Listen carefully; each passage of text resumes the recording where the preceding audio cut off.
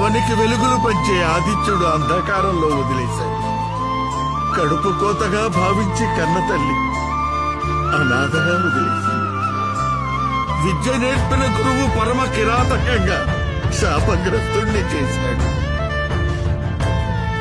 దాతృత్వాన్ని ఆసరాగా తీసుకుని దేవేంద్రుడు శక్తిని హరించాడు. ఓరుమికి ప్రతీకగా పరిడవిల్లే భూమాత సైతం ఆగ్రహించింది. ఇందరి వల్ల శక్తిహీనుడనై నీకిచ్చిన వాగ్దానాన్ని నిలబెట్టుకోలేకపోయాడు మిత్రమా.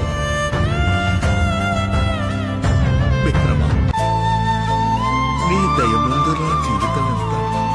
ఈ జన్మకే కాదు హితుడా, జన్మ జన్మలకే ఈ రాధేయుడు నీ విధేయుడు మిత్రమా. ఆఖరి శ్వాస ఆసన్నమవుతుంది మిత్రమా. నీ ఒడిలో తలవాల్చడం పూర్వజన్మలో నేను చేసుకున్న వీడ్కో మిత్రమా, వీడ్కో. జయ హో అఖండ సామ్రాజ్యాధిపతి